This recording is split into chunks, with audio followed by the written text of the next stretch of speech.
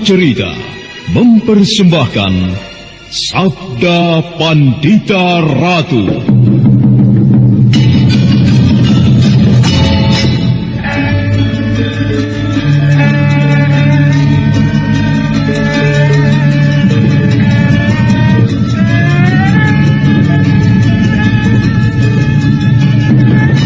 Kureguk anggur Mahadewa, kucicipi madu sabdanya. Bumi kuremas dalam genggamanku, matahari dan rembulan kutelan dalam perutku. Apakah mungkin aku akan menjadi bunga yang bisa kau petik dan kau sunting? Sementara jika layu, akan kau campakkan begitu saja, seperti cermin retak yang tak berharga.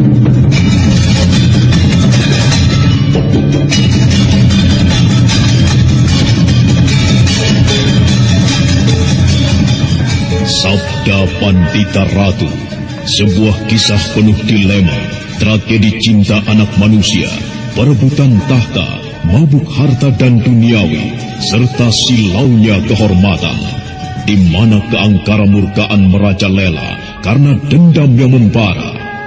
Kisah ini berlatar belakang berdirinya Singasari. Ken Arok, dialah pemuda yang merekuk pahit getirnya kehidupan. Namun sebenarnya, dialah yang harus melaksanakan sabda-sabdanya. Perjalanan sengsaranya adalah awal untuk meraih keberhasilan, untuk menuju kejayaannya di saat Singasari berdiri.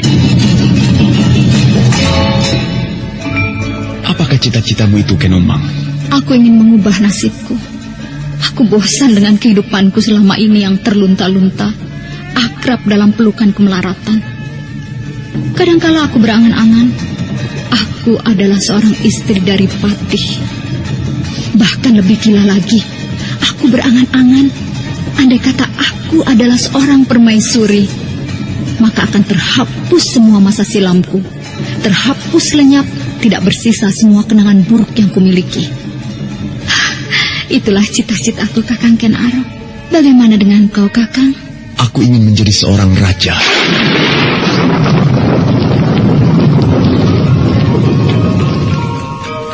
Sabda Pandita Ratu. Naskah ditulis oleh Pondra Swasti Langit, diolah oleh Agung Bahrodi, didukung oleh artis-artis terkemuka Ferry Fadli, Eli Ermawati, M. Abud, Ivone Rose, dan lain-lain. Teknik dan montase Ibing Arifin, dengan sutradara Dian Pertiwi.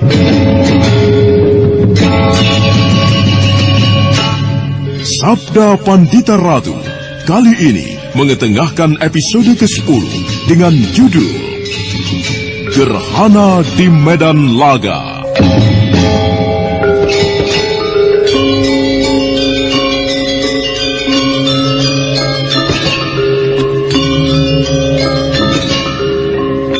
Dalam seri ke-287 ini dengan para pemain Dedi sebagai Anjam Pianik Kayuwangi, Suherman sebagai Empu Gandring, Ivone Rose sebagai Pinaka Swasti Ratu, Sunario sebagai Sang Wasi Bresima, Elias sebagai Brahmana Brahmacari, M. Abud sebagai Ken Arok, Lili Nur Indah Sari sebagai Ken Umang, Edi Dosa sebagai Kebo Ijo, dan Asli Suhastra, pengantar cerita. Pandangan Brahmana Brahmacari nampak redup memandang pada reruntuhan rumah yang hangus terbakar. Demikian Sang Wasi Bresima mengenang kejadian itu. Saat pertama Sang Wasi Bresima berkenalan dengan Brahmana Brahmacari. Apa yang telah terjadi, Sang Brahmana? Yang Batara Siwa, dewa penghancur tengah murka. Ia menjelma menjadi seorang perempuan yang memiliki mata di keningnya. Aku Brahmana Brahmacari. Siapakah engkau, Sang Wasi? Dandananmu serta ikal-ikat kepalamu menunjukkan kau seorang wasi. Ya, aku Wasi Bresima, Sang Brahmana. Aku berasal dari Panarukan. Aku tengah menempuh perjalanan jauh untuk mengikuti jejak langkah perempuan aneh itu. Sang Brahmana, barangkali Sang Brahmana bisa memberikan sebuah obor kepadaku. sebagai jawaban atas teka-teki perbuatan perempuan bermata tiga itu. Ia datang dari Ambara Budura menuju ke Panarukan untuk bertanya datangnya gerhana bulan. Bagaimana Sang Brahmana? Bisakah aku mendapatkan keterangan? Siapakah nama perempuan itu? Apakah ia mengenalkan namanya kepadamu? Iya. Perempuan itu menyebut dirinya sendiri dengan nama Uma Durga Parabandari. Ketika aku mencoba bertanya apa makna namanya, perempuan itu tidak mau menjawabnya. Apakah menurutmu Uma Durga tergolong cantik? Seorang wasi telah melepaskan diri dari persoalan seperti itu, Sang Brahmana. Apakah jawabanmu? Andai kata kau bukan seorang wasi, tetapi orang biasa, apakah Uma Durga tergolong ke dalam wanita-wanita cantik? Barangkali benar, Sang Brahmana. Hal apa lagi yang dikatakan oleh perempuan itu kepadamu, Sang Wasi? Ia menyebut-nyebut akan mencari sebuah candi yang hilang. Eyang Batara Agung akan melindungi candi tempat pemujaan itu. Eyang Batara Agung tidak akan membiarkan penjelmaan Batari Durga mengotorinya. Dengar, Prisima, beberapa ratus tahun yang lalu, seorang raja dari Wangsa Shailendra telah membangun sebuah candi yang besar, sebuah tempat yang dipergunakan sebagai sarana menembah Hyang Batara Agung. Namun ketika itu, seorang perempuan bernama Warakenya, pemuja Batari Durga, berusaha mati-matian menggagalkan pembuatan candi itu. Sang Baginda di Mataram ketika itu memerintahkan kepada pujangga istana untuk mengatasinya. Terjadilah pertempuran yang dahsyat yang berlangsung berhari-hari lamanya. Warakenya, yang berarti perempuan yang masih perawan, ternyata memiliki kanuragan yang tinggi. Ia mampu mengimbangi pujangga istana. Hingga pada suatu saat, pujangga istana itu tersentak ketika perempuan bernama Warakenya itu membuka ikat kepalanya. Dan sebuah kekuatan yang sangat dahsyat menghajar melalui sebuah mata di kening. Oh, jadi perempuan yang mengaku Uma Durga itu adalah Warakenya yang mampu berumur panjang hingga sekarang. Tidak, Sang Wasi. Warakenya meski mempunyai mata yang aneh, akan tetapi ia tidak mampu mengatasi pujangga istana itu. Warakenya mati. Akan tetapi sebelum kematiannya, ia sempat meninggalkan kutukannya untuk lahir kembali ke dunia. Perempuan bernama Uma Durga itulah kelahiran kembali dari Warakenya yang gagal menghalang-halangi dibangunnya sebuah candi yang besar di Ambara Budara. Kemudian bagaimana dengan nasib candi itu? Ya, pujangga istana itu kemudian lanjut usianya. Umur yang tidak terbendung menyebabkan dia harus menghadap Hyang Batara Agung. Akan tetapi, sebelum kematiannya, pujangga istana itu masih sempat melepaskan fatwa untuk melindungi keselamatan candi. Candi itu pun kemudian lenyap dari pandangan mata. Meski semua orang tahu bahwa di Bukit Ambara Budara terdapat candi, candi itu tidak terlihat, kecuali di saat bulan sedang ditutupi oleh gerhana. Fatwa apakah yang telah dijanjikan oleh Pujangga Istana Mataram untuk melindungi candi itu tidak pernah ada yang tahu. Karena ia mengucapkannya dengan lirih sekali dan tidak terdengar. Di saat tubuhnya memang telah tua sekali dan diambang kematiannya. Itulah yang bisa aku ceritakan kepadamu, Sang Wasi. Ya, jika demikian Sang Brahmana Brahmacari, apakah kita akan tinggal diam? Tidak perlu melakukan sesuatu untuk melindungi keselamatan candi itu? Ya, tentu tidak. Yang Batara Agung pasti melindungi keberadaan candi itu.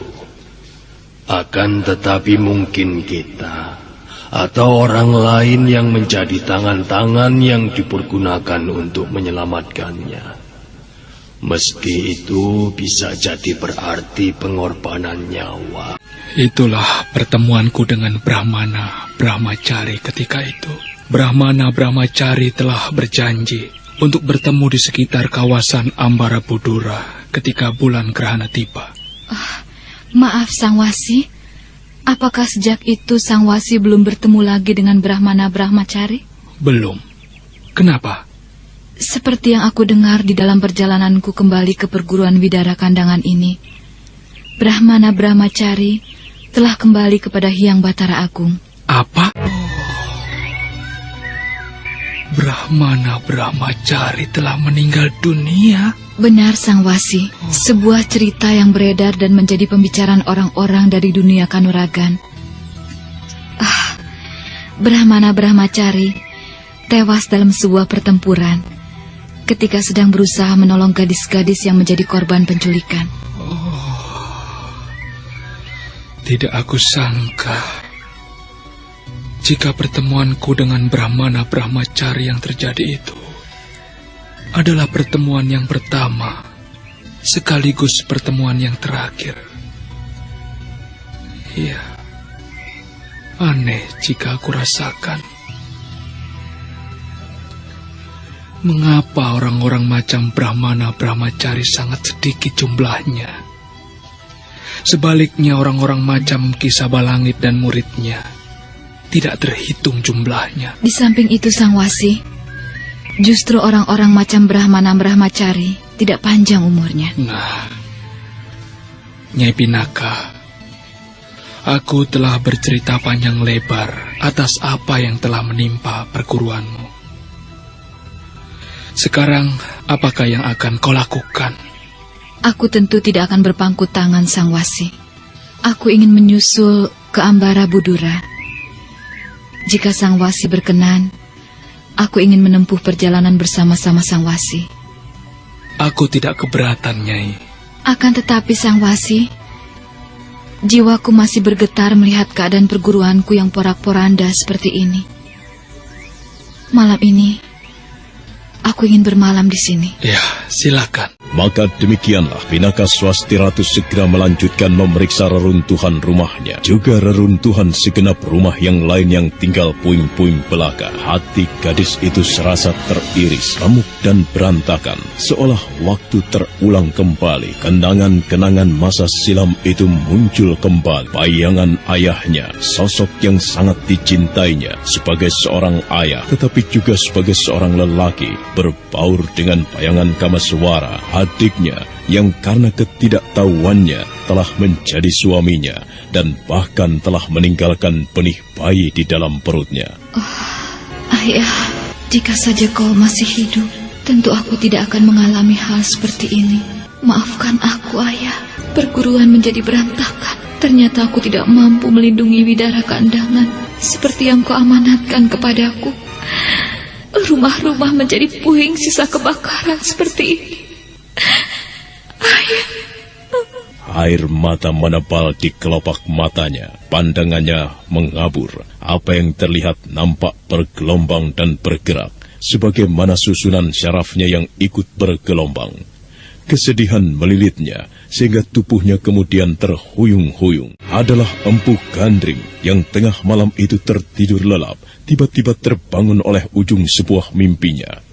Empu Gandring segera mendekap dada. Beberapa saat lelaki itu termangu, dan manakala gejolak hatinya mereda, Empu Gandring keluar dari biliknya dan berjalan menuju ke halaman. Suasana terasa sangat sepi. Kakang Empu terbangun. Benar, Adi Anjampiani. Kau sendiri, kau belum tidur, Adi?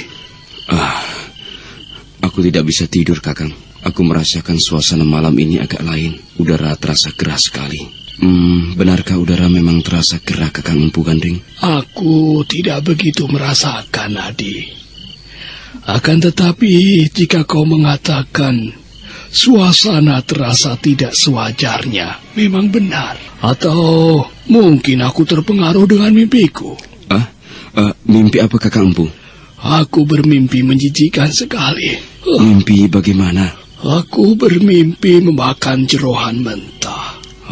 Rasanya seperti makan jeroan mentah sungguhan dan masih terasa di lidah. Menjijikkan sekali. Dan itu merupakan firasat. Firasat apakah itu, Kakang Empu? Entahlah. Apakah Kakang Empu merasa yakin bahwa mimpi Kakang memakan jeroan mentah itu benar-benar sebuah firasat buruk, Kakang? Entahlah, Adi Anjampiani. Aku ragu-ragu. Atau rasanya tidak pantas mempercayai mimpi. Akan tetapi, bukankah setiap mimpi mempunyai makna, Kakang? Mimpi yang dorodasih. Dalam tidur memimpikan dan ketika terbangun, apa yang ada di dalam mimpi itu menjadi kenyataan, Kang. Ya, semoga saja mimpi itu hanya sekedar mimpi yang tidak ada maknanya, Adi. Iya, aku berharap pula keadaan aneh ini sebenarnya keadaan yang lumrah belaka, Kakang. Hanya aku saja yang terlalu perasa. Seiring waktu yang terus bergerak ke arah pagi, akhirnya Empu Gandring dan Anjampiani Kayuwangi tetap terjaga dan tidak tidur lagi. Fajar kemudian menyingsing, langit di arah timur nampak merah membara, semburat bagaikan kipas raksasa. Sementara itu, tidak terlampau jauh dari wilayah yang disebut Pagar Gunung, Ken Arok, Kebo Ijo dan Ken Umang baru saja menghabiskan malam yang terasa menjemukan. Kita akan kemana, Kakang? Kau tidak perlu kemana-mana, Ken Umang. Kau bersama Kebo Ijo menungguku di sini. Aku akan menemui Empu Gandring. Rumah Empu pembuat keris itu sudah tidak seberapa jauh lagi dari tempat ini. Kakang tidak mengajakku? Tidak, Umang. Kau dan Kebo Ijo tidak perlu ikut. Kau tunggulah di sini saja. Sebenarnya, apakah salahnya jika kami ikut Ken Arok? Tempat ini terasa menjemukan sekali. Tidak, Kebo Ijo. Aku keberatan. Mengapa? Ada alasan yang menyebabkan lebih baik aku sendirian menemui Empu Gandring. Alasan yang tidak perlu aku jelaskan kepadamu. Aku tidak terlalu lama. Baiklah, pergilah Ken Arok. Sebenarnya, apakah yang sedang dilakukan oleh Ken Arok itu, Kakang Kebo Ijo? Aku tidak tahu. Ken Arok orang yang aneh. Orang itu terlampau banyak menyimpan rahasia. Bagaimana Kakang Kebo Ijo bisa mengatakan demikian? Berapa lama aku berkenalan dengan Ken Arok? Aku pikir aku telah banyak mengetahui siapa dia. Akan tetapi ternyata masih sedemikian banyak hal-hal yang tidak aku ketahui. Ia pernah membuat aku nyaris gila dengan permainannya ketika harus menyusup ke dalam istana dengan berdandan seperti seorang perempuan. Jangan kata melakukan, membayangkan pun sebelumnya belum pernah. Tetapi itu pula sebabnya mengapa aku senang berkawan dengannya. Ia seorang calon raja. Yakinkah Kakang Kebo Ijo akan hal itu? Iya, aku percaya. Dan aku akan menjadi seorang tumenggung. Aku adalah tumenggung Kebo Ijo. Dan aku adalah permaisuri Ken Umang. Pantaskah aku menjadi seorang permaisuri, Kakang Keboijo? Oh, pantas sekali. Pantas sekali. Selamat pagi, Paman. Oh, anak mas Ken Arok. Benar, Paman. Anak mas membuatku terkejut. Anak mas muncul begitu saja dari belakang. Paman baru saja mandi. Ya, benar anak mas. Airnya sejuk sekali, jernih. Lihat anak mas. Beberapa ekor ikan berseliweran mandi di belik seperti itu. Lebih menyenangkan daripada mandi di Pakiwan. Bagaimana dengan keris itu, Paman? Oh, keris. Arok melangkah mengikuti Anjam Pianik Kayuwangi. Pada saat itu tanpa diketahui oleh Ken Arok, sepasang mata memperhatikan dari balik sebatang pohon. Aneh, Ken Arok yang mempunyai kemampuan kanuragan sangat tinggi dan bagaikan tidak terukur, ternyata tidak mengetahui keberadaan orang yang sedang bersembunyi itu. Orang itu memandang Ken Arok dengan tatapan mata berbinar-binar, serta senyuman aneh menyungging dari mulutnya. Bagaimana dengan keris yang aku pesan itu, Paman Empu? Inilah keris yang tengah saya kerjakan, anak mas. Masih juga belum selesai, Paman Empu. Benar, Paman minta maaf. Karena meski Paman telah berusaha dengan memusatkan segenap perhatian, namun sampai hari ini pekerjaan ini masih juga belum rampung. Bukankah ketika itu Paman telah berjanji akan mengerjakan keris ini secepatnya? Iya, Paman telah berusaha, anak mas. Tetapi Paman tidak bisa ingkar dari kenyataan bahwa untuk membuat sebuah keris berjiwa memerlukan persyaratan-persyaratan khusus. Paman harus melakukan puasa pati geni yang tidak bisa dipercepat. Butuh berapa lama lagi untuk menyelesaikan keris itu, Paman Empu? Ya, mungkin barang sepekan dan 2 pekan lagi, anak mas Kenaro. Paman tinggal menyelesaikan prada pada wilahan. Kemudian juga meraut gagangnya agar pantas dan patut. Apa boleh aku pegang keris itu, Paman Empu? Oh, silakan, anak mas. Dengan tangan gemetar karena ketuaan dan juga karena keletihan setelah sebulan lebih bergulat dengan pembuatan keris itu, Empu Gandring menyerahkan keris tanpa warangka di tangannya. Ken Arok mengangkat keris itu di atas kepalanya, kemudian memandangi keris itu dengan seksama, teliti dari pucuk hingga gagangnya. Di dalam hati, Ken Arok sangat mengagumi hasil rautan keris yang benar-benar luar biasa. Bagaimana, anak mas? Sebuah keris yang luar biasa, Paman Empu. Sebuah garapan yang indah. Aku tidak mengerti mengapa untuk keris yang sudah sebagus ini, Paman Empu menganggapnya belum selesai. Gagang keris itu belum selesai, anak mas. Juga warangkanya belum ada. Aku melihat beberapa buah warangka di sini. Mengapa tidak menggunakan warangka itu saja, Paman Empu? Tidak bisa, anak mas. Tidak bisa menggunakan sembarang warangka. Keris terhadap warangka adalah bersatunya jiwa. Pamor keris itu akan menjadi liar jika warangka yang mewadahinya tidak sejiwa. Keris dan warangka adalah lelaki dan perempuan. Ia berarti Lingga dan Yoni. Aku harus mencarikan sebuah warangka yang sesuai. Dan untuk itu harus menggunakan beberapa persyaratan. Apakah untuk itu Paman Empu masih harus bertapa, berpuasa lagi? Benar, anak mas. Ibarat aku sedang mencari di mana letak warangka itu. Aku membutuhkan obor penerang. Seharusnya tidak perlu bertele-tele, Paman Empu. Bagiku keris ini sudah sangat bagus. Gagang yang kasar ini justru akan menumbuhkan keyakinan diri. Seolah genggaman tangan pada gagang keris akan cukup kuat. Jangan, anak mas. Mengapa? Jiwaku telah lebur dengan keris itu, anak mas. Biarlah aku menyelesaikannya hingga tuntas. Batinku akan sangat tersiksa jika tidak melihat keris itu rampung. Aku tidak mengerti dengan maksud Paman Empu dengan mengatakan batin akan tersiksa segala. Apa anehnya jika aku meminta keris ini sekarang? Anak mas, Mungkin sulit bagi anak mas untuk mengerti dengan apa yang aku rasakan sebagai pembuat keris itu. Dari awal, Paman telah terlibat langsung dengan pergolakan memburu bongkahan logam yang jatuh dari langit. Paman menyaksikan pula kematian-kematian yang mengerikan. Paman telah lebur dengan persoalan yang terjadi. Paman jatuh sakit pula karena tidak mampu menguasai pamor jahat yang masih mengeram di dalam bongkahan logam itu. Dan kemudian Paman harus menjalani puasa dan tirakat serta beberapa persyaratan laku yang lain untuk meraut bongkahan logam itu menjadi sebuah keris. Batin Paman akan sangat tersiksa jika Paman tidak menyelesaikannya hingga tuntas, anak mas. Itu namanya terlampau cengeng, Paman. Bukan itu, anak mas. Anak mas mengatakan cengeng karena anak mas tidak mengetahui seluk-beluk keris pusaka.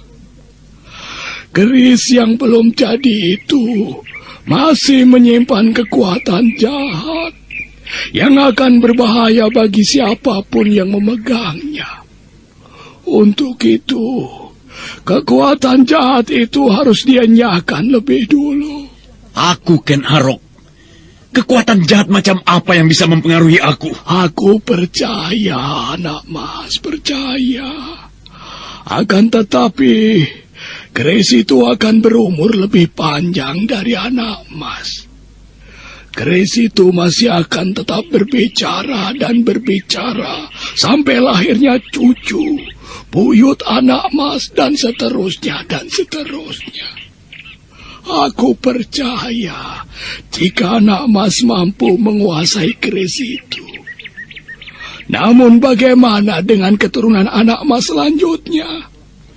Anak keturunanku kelak akan mewarisi semua apa yang aku miliki.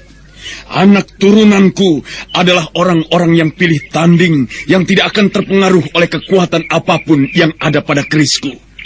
Nah, Paman Empu, aku minta untuk mengikhlaskan keris ini. Keris ini aku minta. Jangan, anak mas. Percayalah padaku.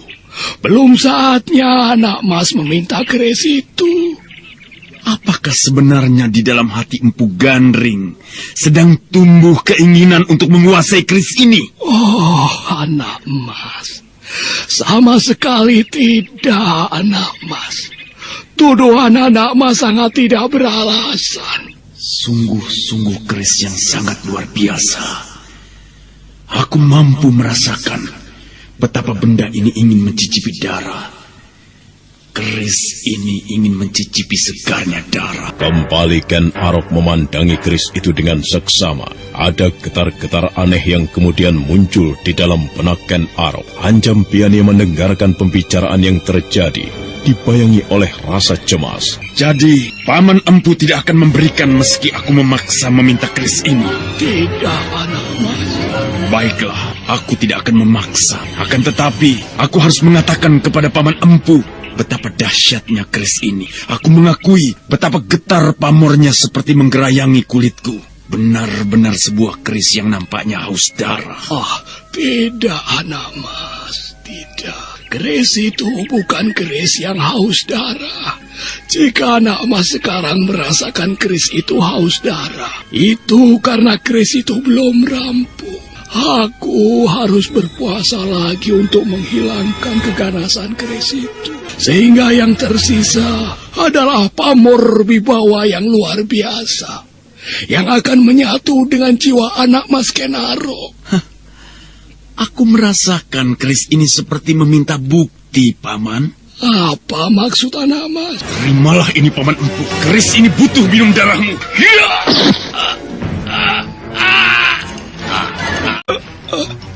Kurang ajar. Apa yang kau lakukan itu, Ken Arok? Aku membunuh Empu Gandring. Barat, tidak tahu diri, tidak tahu balas budi. Itu yang kau berikan kepada Empu Gandring sebagai balasanmu, ha? Ya, aku tidak telaten dengannya. Berdebah kau, Ken Arok. Ternyata kau iblis. Kau mau apa, Paman Anjam Piani Kayuwangi? Aku tidak terima perlakuanmu itu, Ken Arok. Ayo, bunuhlah aku sekalian. Malang sekali nasib Anjam Piani Kayuwangi. Meski dalam tataran ilmu kanuragan, Anjam Piani termasuk ke dalam golongan orang-orang yang berilmu sangat tinggi dan bisa disejajarkan dengan Biku Dewa Hastu atau Tumenggung Murti Wandawa. Tetapi yang dihadapinya adalah Ken Arok, seorang pemuda yang luar biasa anehnya dan menyimpan ilmu kanuragan yang luar biasa tingginya. Maka demikianlah, Anjam Piani meloncat. Ken Arok telah bergerak jauh lebih cepat, dan Anjam Piani merasa dadanya serasa rontok terhantam palu godam, dan lehernya tercekik. Ken Arok melepaskan tangannya, dan tubuh Anjam Piani tiba-tiba berdiri kaku. Darah meleleh dari hidungnya. Ada kau, Ken Arok. Terkutuk kau. Kau ternyata penjelmaan iblis. Dengar sumpahku, Ken Arok. Aku tidak bisa menerima dengan ikhlas kematianku ini. Keris ini telah membunuhku. Tetapi keris ini juga yang kelak akan membunuhmu. Membunuh pula anak dan keturunanmu. Keris ini akan meminta korban 7 orang banyaknya. Wahai Yang Batara Agung, terimalah supata ini. Wahai Yang Batara Agung, kabulkanlah kutukan ini.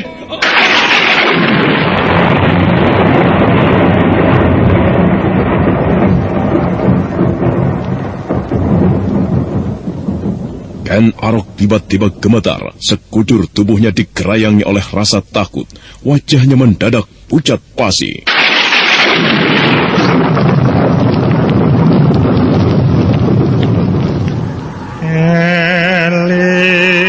Eling-eling Ken Arok,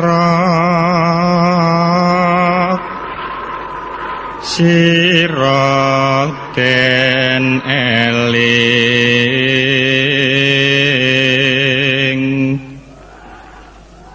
tibaning supata piwalasing awak mami, sira nemaik palastra kairing sabtohan mokang sira kanthi katiban curiga minangka patukon mami, padha nemai palastra.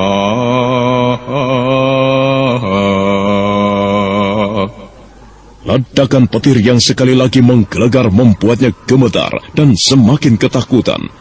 Ken Arok jatuh terduduk, sedang kepala Empu Gandring telah terkulai tidak bernapas lagi. Kedua tangannya berlepotan darah, masih memegang keris yang menancap di dadanya.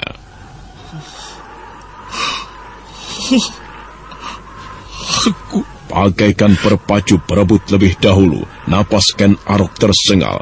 Beberapa saat lamanya, Ken Arok kebingungan, tidak tahu harus berbuat apa dan bagaimana. Dan manakala dia mulai mampu menguasai diri dan gejolak jiwanya, Ken Arok yang terduduk merangkak mendekati tubuh Empu Gandring. Dipandanginya wajah Empu Gandring yang telah beku, tidak bernapas lagi. Aku telah membunuhnya. Aku telah membunuhnya. Gila. Mengapa aku tega membunuhnya? Apa yang sebenarnya telah terjadi? Aku seperti tidak sadar terhadap apa yang aku lakukan. Empu Gandring telah menjatuhkan kutukannya kepadaku. Akankah kutukan itu menjadi kenyataan? Akankah kutukan itu menjadi kenyataan? Oh, Ken Arok, kau telah ceroboh, Ken Arok. Kau benar-benar ceroboh. Kering. Darah yang melekat pada keris ini langsung mengering. Keris yang luar biasa. Siapa kau? Aku tidak mempunyai nama. Atau aku bisa menggunakan 1000 nama. Katakan, siapa kau? Sudah aku katakan, aku bisa menggunakan 1000 nama. Katakan, siapa kau? Katakan!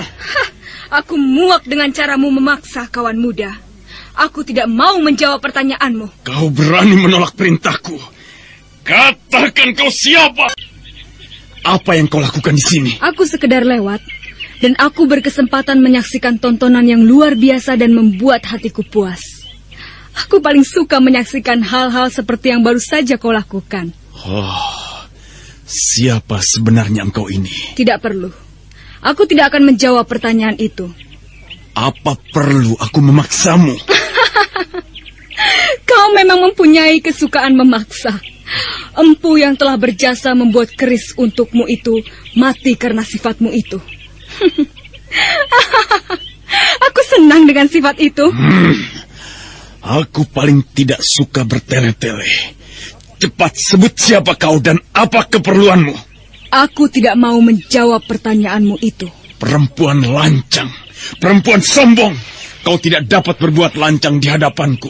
Kau tidak bisa berbuat seenakmu di hadapan Ken Arok. Yang aku lihat, kau hanya mengancam dan mengancam. Tetapi kau tidak melakukan apa-apa.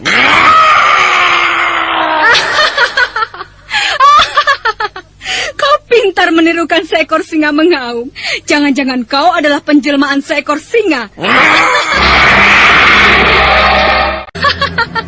Kau pikir aku ketakutan dengan suaramu itu? Suara pecah berantakan itu hanya pantas dipergunakan menakut-nakuti anak kecil atau orang-orang yang kecil sekecil menir hatinya. Tetapi jangan kau berharap kau akan mampu menghancurkan hatiku hanya dengan gertakan yang lucu itu. Setan, siapa sebenarnya kau? Baiklah, untuk mengenalku, lihat apa yang akan aku lakukan ini. Ken Arok yang memegang keris Empu Gandring memandang perempuan yang berdiri di depannya. Ken Arok menaksir usia perempuan itu tidaklah lebih tinggi dari usianya sendiri. Ken Arok bertanya ketika perempuan itu melepas ikat kepalanya yang berwarna coklat. Ia melepas ikat kepala. Apa yang akan dilakukannya? Perhatikan keningku. Kau melihat apa? Apa maksudmu? Lihatlah dengan sesama apa yang ada di keningku. Oh, kau memiliki 3 buah mata. Ya, mata yang berada di keningku adalah mata Durga. Nah, selamat tinggal Ken Arok. Aku tidak punya urusan lagi dengan kamu. Hup! Tunggu! Apa lagi? Kau membuatku penasaran. Penasaran? Apa yang membuatmu penasaran, Ken Arok? Mengapa kau mempunyai 3 buah mata seperti itu? Mata yang ketiga ini adalah mata pembunuh. Bagaimana kau bisa memiliki 3 buah mata seperti itu? Sebuah pertanyaan yang menggelikan. Jawabnya, sebagaimana kau lahir, mengapa kau memiliki 2 buah tangan, 2 buah telinga, 2 buah mata, dan lain-lainnya. Yang kau sebut-sebut itu keadaan yang lumrah. Akan tetapi 3 buah mata itu tidak lumrah. Aku tidak mau berceloteh menceritakan asal-usul mata Durgaku. Akan tetapi, aku tidak keberatan jika kau ingin mencobanya, Ken Arok. Baik. Ken Arok masih memegang keris di tangan kanannya. Dia mundur beberapa langkah ke belakang untuk mengambil jarak. Sedangkan perempuan yang bermata 3 itu tetap berdiri di tempatnya. Dari sudut mulutnya menyungking sebuah senyuman. Senyuman yang aneh. Kau sudah siap, singa jantan? Aku sudah siap. Ayo, gunakan mata aneh yang kau miliki itu. Aku ingin mengetahui apa yang bisa kau lakukan kepadaku. Jangan hanya tertawa. Ayo, cepat lakukan.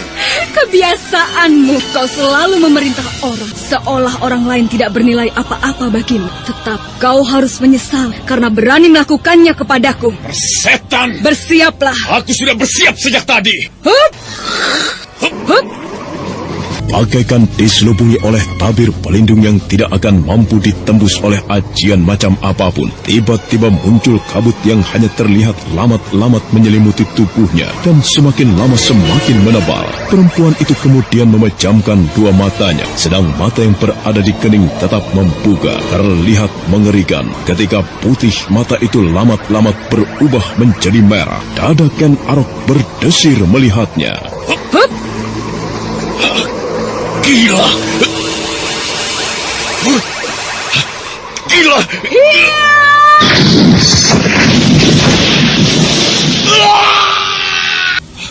Berdebah! Demit! Kenapa, Ken Arok? Hah? Hah, jangan kau merasa bahwa kaulah orang yang paling dikjaya dan sakti mandraguna di dunia ini. Kenanglah namaku. Aku Uma Durga Parabandari. Nah, selamat tinggal. Hup! Gila, benar-benar gila dan memuakkan. Ada orang yang mampu mengalahkan aku. Berdebah keparat. Mimpi apakah aku ini? Ada orang yang mampu mengalahkan aku. Berdebah. Serasa akan rontok jantungku. Keparat. Beberapa saat lamanya Ken Arok masih termangu, merenungi apa yang baru saja terjadi, merenungi hal yang tidak masuk akal, tetapi benar-benar dialaminya. Serasa masih membekas rasa sakit yang bagaikan telah meremas seisi perutnya ketika kekuatan dahsyat itu meluncur dari tatapan mata perempuan itu. Dadaku sakit sekali. Dadaku sungguh gila. Dan aku tidak percaya akan mengalami keadaan seperti ini. Siapa sebenarnya perempuan itu? Dengan sisa-sisa kekuatannya, Ken Arok berjalan tertatih-tatih meninggalkan rumah Empu Gandring sambil tangan kanannya memegang sebuah keris ligan yang baru saja menelan korban pertamanya, nyawa Empu Gandring sang pembuatnya sendiri. Bagaikan sebuah peristiwa kebetulan, ketika beberapa saat kemudian berlalu, nampak seorang pemuda mendekati tempat itu. Seorang pemuda tampan, tetapi berpakaian serba lusuh. Sepi sekali. Kemana Paman Pu Gandring? Paman Pu Gandring. Ini aku Kameswara, Paman. Paman Pu Gandring. Tidak ada jawaban. Bau apa ini? Bau anyir darah. Benar, ini bau anyir darah. Apa yang terjadi? Pintu tidak dikancing. Dari mana asal bau darah ini? Dari sana. Dari sanggar khusus yang dipergunakan membuat keris. Hah? Paman Pu Gandring. Paman Anjampiani, apa yang telah terjadi? Kameswara terkejut seperti disengat seekor kelabang melihat tubuh Empu Gandring tergeletak berlumuran darah pada perutnya. Kameswara segera bergegas mendekati tubuh itu, memegang nadi pergelangan tangannya. Kameswara merasakan tidak ada lagi denyut nadi pada pergelangan tangan itu. Kameswara berbalik memandang tubuh Anjampiani Kayuwangi yang berdiri kaku. Kameswara segera mendekatinya, demikian tubuh Anjampiani tersentuh olehnya, tubuh itu ambruk. Kameswara segera menangkapnya. Paman Anjampiani Kayuwangi, apa yang telah terjadi padamu, Paman? Paman Anjampiani. Lengannya masih hangat, barangkali aku masih bisa menolongnya. Paman Anjampiani harus mengatakan apa yang telah terjadi dan menimpanya. Kameswara segera membaringkan tubuh Anjampiani di lantai yang berdebu abu perapian. Kemudian dibukanya pakaiannya dan dengan seksama dia memperhatikan tubuh yang beku itu. Kameswara kemudian segera mengurut bagian-bagian tertentu pada tubuh Anjampiani, pada leher dan kening, serta pada bagian tertentu di belakang telinganya. Dan usahanya tidak sia-sia. Meski lemah, Anjampiani membuka matanya. Paman, katakan siapa yang melakukan? Kameswara. Benar. Kameswara, Paman. Ken Arok. Ken Arok. Ken Arok yang melakukan? Paman. Paman Anjampiani. Paman. Paman Anjampiani. Paman Anjampiani. Ken Arok. Ken Arok yang melakukan perbuatan biadab ini. Aneh, mengapa Ken Arok yang melakukannya? Mengapa Ken Arok tega membunuh Empu Gandring? Empu yang telah membantunya menguasai bongkahan logam yang jatuh di pesisir Banyuwangi itu. Sementara itu, Ken Arok yang terluka tertatih-tatih kembali ke tempat di mana Ken Umang dan Kebo Ijo menunggu. Kakang Ken Arok, apa yang telah terjadi? Kau terluka? Oh, apa yang terjadi padamu, Ken Arok? Entahlah. Entahlah bagaimana, kakak? Kau bertempur dengan seseorang? Iya. Hidungmu mengeluarkan darah. Mulutmu juga. Kau terluka. Iya. Dengan siapa kakang bertempur? Iya. Dengan siapa kau bertempur? Empu Gandring? Bukan. Lalu dengan siapa? Ia bernama Uma Durga. Oh, seorang perempuan. Dan ia berhasil mengalahkan Ken Arok. Oh, bagaimana mungkin? Sabalangit berhasil kau kalahkan. Aku kemudian merasa yakin bahwa tidak akan ada orang yang mampu mengalahkanmu. Hanya ada seorang yang kau sebut-sebut mampu mengimbangi ilmu kanuraganmu. Orang itu pemuda yang bernama Kameswara itu. Tetapi perempuan itu siapa? Dan mengapa kau bertempur melawannya, kakak? Ia seorang perempuan aneh. Masih muda. Lebih tua sedikit darimu, Ken Umang. Lalu, apanya yang aneh? Ia memiliki 3 buah mata. 3 buah mata? 3 buah mata? Iya, 3 buah mata. 2 matanya yang lain, mata yang lumrah sebagaimana mata yang kita miliki. Lalu mata yang ketiga? Aku mengira sebuah cacar di keningnya, tetapi ternyata mata yang terpejam. Dahsyat sekali, benar-benar dahsyat dan mengerikan. Betapa pahitnya dan betapa saktinya aku telah dikalahkan. Dengan jelas, Ken Arok menceritakan pengalamannya. Kebo Ijo dan Ken Umang mendengarkannya dengan seksama serta penuh minat. Dari cerita itu, Ken Umang dan Kebo Ijo mendapatkan gambaran yang jelas atas apa yang telah dialami oleh Ken Arok. Sejenak kemudian, perhatian mereka beralih pada keris yang dipegang singa liar padang karautan itu. Kau lihat keris ini? Iya. Inilah keris yang aku pesan dari Empu Gandring. Ternyata hasilnya jelek. Lihat saja gagangnya. Nah, aku berikan keris ini kepadamu, Kebo Ijo. Kebo Ijo terbelalak ketika Ken Arok mengangsurkan keris telanjang yang berada di genggaman tangannya kepada dirinya. Seperti tidak percaya, Kebo Ijo menerima keris yang diberikan oleh Ken Arok kepadanya. Gagang keris itu dipegang dengan tangan gemetar. Sebagaimana umumnya perlakuan terhadap sebuah keris pusaka, Kebo Ijo mengangkat keris itu di atas kepalanya, lalu memperhatikannya dengan cermat. Ken Arok, benar-benarkah kau berikan keris ini padaku? Iya. Sungguh-sungguhkah kau? Iya, aku berikan keris itu kepadamu. Mengapa? Bukankah jauh-jauh kita datang kemari untuk mengambil keris ini? Benar. Lalu mengapa kau berikan padaku? Karena ternyata aku tidak senang. Lihat saja bentuknya yang seperti itu. Aku menghendaki keris yang bagus sekali. Ternyata hasilnya seperti ini. Milikilah, tapi hati-hati merawatnya. Nampaknya meskipun jelek, keris itu adalah keris yang sangat dahsyat. Aku sungguh-sungguh tidak mengerti, Ken Arok. Benar-benar aku tidak mengerti. Menurutku, keris ini keris yang sangat bagus.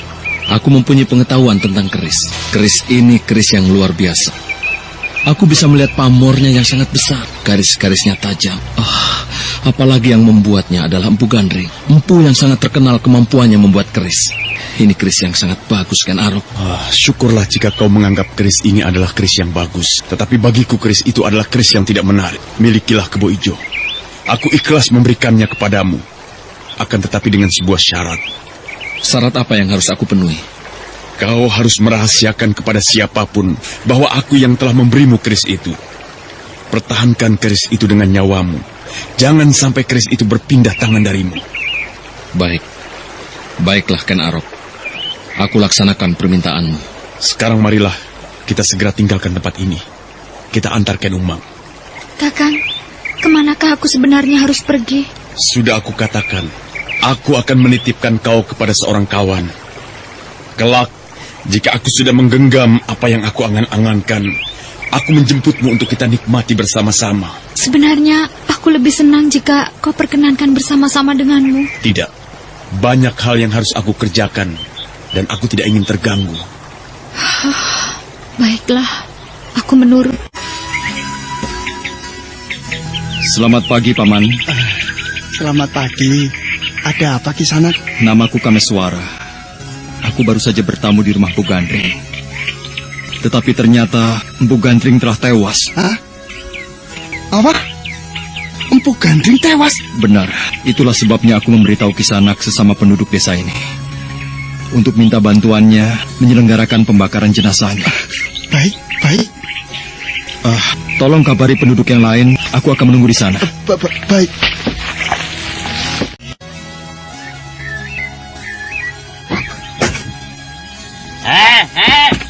Siapa itu, ha? Menggedot pintu seenaknya. Aku buka pintunya. Buka. Ada apa? Cepat buka pintunya. Ayo, buka pintunya. Alah, buka pintunya, ayo. Iya, ada apa? Iya, buka pintunya. Buka dulu, ayo. Iya, baik, sebentar. Menggedor pintu seperti rampok, bikin kaget saja. Ada apa, ha? Ada apa? Ada berita yang aku bawa ini lebih mengejutkan dari sekedar perampokan, tahu? Walah, ada apa toh? Empu Gandring mati. Hah? Empu Gandring mati? Iya. Seorang pemuda bernama Kameswara, nampaknya ia tamunya. Ia datang ke rumahku, memberitahuku untuk disebarluaskan. Nah, bantu aku untuk memberitahu yang lain. Ayo cepat. Baik. Maka demikianlah, berita kematian Empu Gandring segera menyebar dari mulut ke mulut, sehingga desa kecil yang dihuni oleh penduduk yang tidak banyak jumlahnya itu menjadi tersentak. Penduduk kemudian berbondong-bondong, lelaki dan perempuan berdatangan. Namun kematian Empu Gandring serta seorang lelaki yang selama ini mereka kenal sebagai tamu Empu Gandring yang bernama Anjam Piani dengan cara yang tidak sewajarnya menyebabkan mereka menaruh curiga.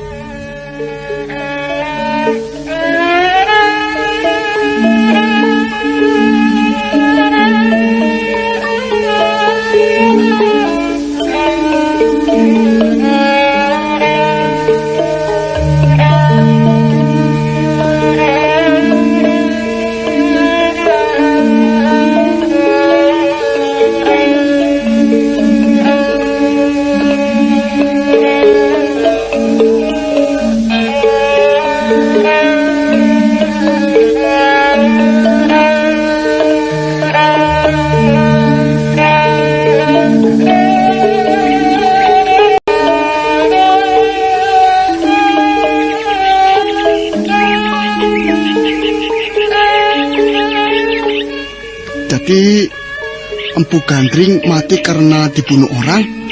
Benar, Kisanak. Saya datang menemukan Empu Gandring bersama pamanku telah tewas.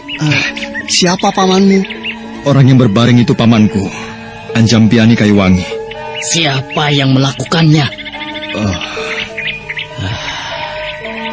Jangan-jangan justru orang itu yang membunuhnya.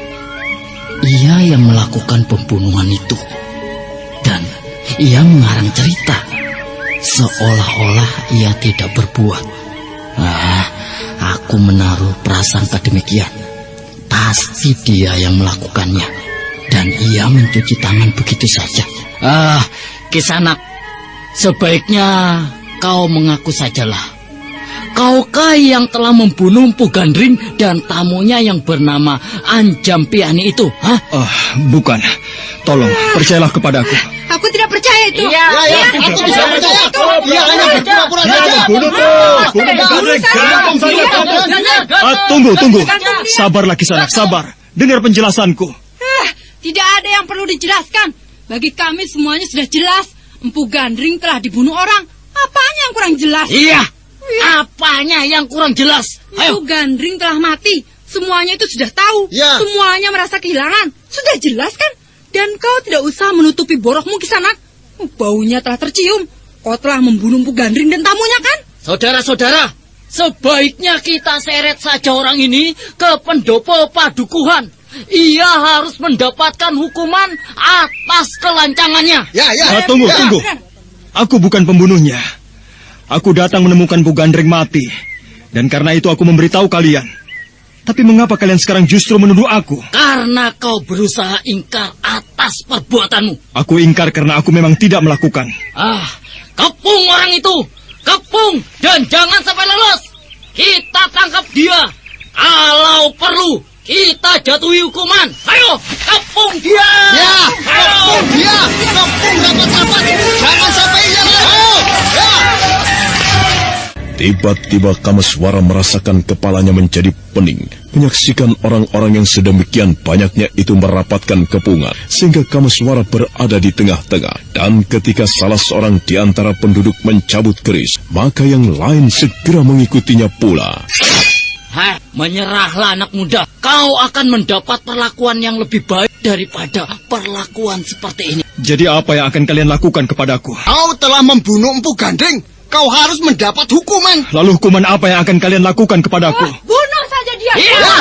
Bunuh dia. Ayo bunuh. Sial, orang-orang itu benar-benar tidak bisa diajak bicara. Mereka mengepungku semakin rapat. Ayo. Bunuh dia. Bunuh dia. Bunuh orang itu. Baiklah, apa boleh buat? Aku tidak ingin terjadi pertumpahan darah. Panglimunan.